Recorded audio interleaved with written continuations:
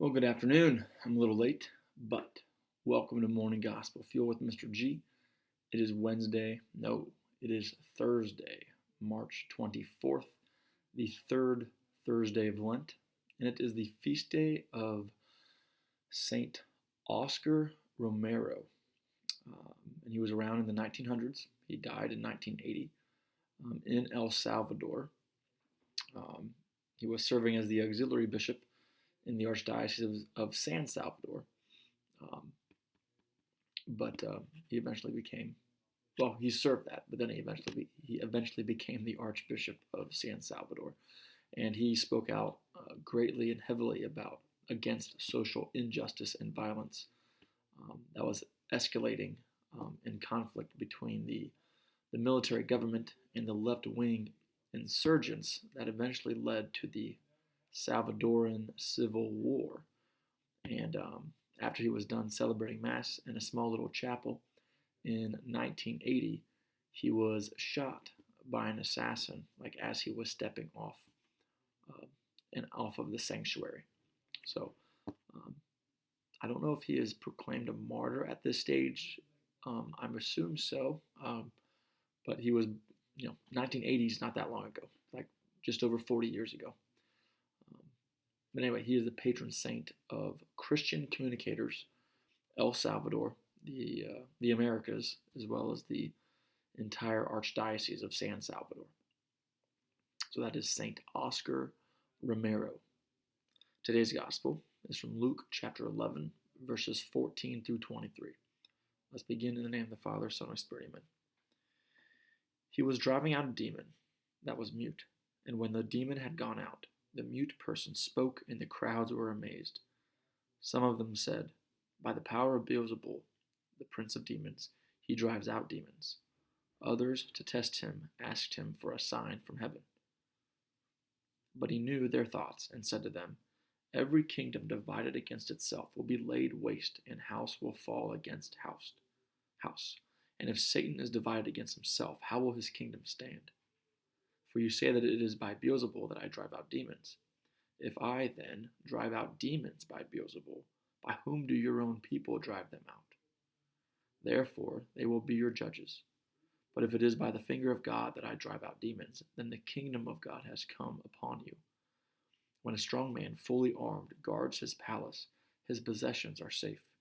But when one stronger than he attacks and overcomes him, he takes away the armor on which he relied and distributes the spoils. Whoever is not with me is against me, and whoever does not gather with me scatters." All right, so we've got Jesus and Beelzebul, the demon, in which the people are confused and claiming that Jesus is driving out demons by demons, which doesn't make sense. But in a way, it kind of does make sense with the way that Christianity itself has gone today, um, between the Catholics and the Protestants, and all the different branches of Protestants that we have, between Lutheran, Methodist, blah, blah. We have so many, um, and most of it's due to our own upbringing, right? Um,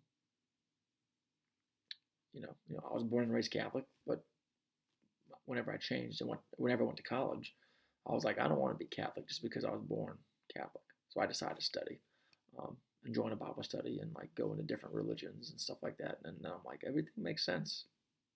As a math teacher, logically, it makes sense of why the Catholic Church, going back to Jesus' time with St. Peter and the papacy, it all makes sense logically. And ultimately now I'm in seminary, but um, it's interesting because it says, "A house divided against itself will not stand," because Satan is all about division, which we all know that Martin Luther did that back in the what was it, the 13th century, with the 95 Theses. The division started right then. It didn't start then. It was even in the very beginning, 3rd, 4th century, with Arianism. But there wasn't a very distinct break until Luther decided, who was a Catholic priest, went and divided the Catholic Church and did his own thing. So then the Catholic Church said, "We don't want you back. if you're going to provide schism. That's where schism comes from. Um, but we have this encounter with the demons, um, and this making this person that was mute being able to speak. Um, but we see evil all over the world. Um, but the word devil, that comes from the Greek word diabolos, and that can be translated into to divide, to separate, or more literally to throw against. And that is why I am 100% sold that the Catholic Church is the true church, because everything else has just caused so much chaos. And even look, as you study philosophy and all these different um, philosophers that have been huge components of, you know, Hitler and the Marxists and all this in history. Whenever we study through those, every single one of them, or not all of them, but a good chunk of them, as far as Nietzsche, his parents raised him Lutheran. And so there's no foundation there. It's just doing whatever the heck we feel like doing. And then eventually we got Nietzsche, whose philosophy is what Hitler lived out. And now we got Stalin, and you have all these different philosophies. But it's been very interesting. But you see how much division is, how much harm that causes, not only to the church, but in the world and society as a whole. We see what's happening with Ukraine and Russia, and just all this division that is a result of sin. So I'm really going to focus on that last line in today's gospel of, whoever is not with me is against me, and whoever does not gather with me scatters.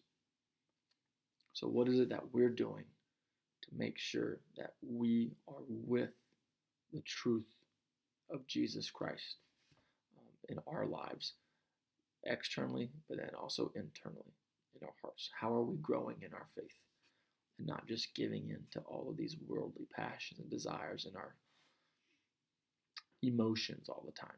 So, with all that being said, it's kind of an intense gospel reflection today, Mr. G.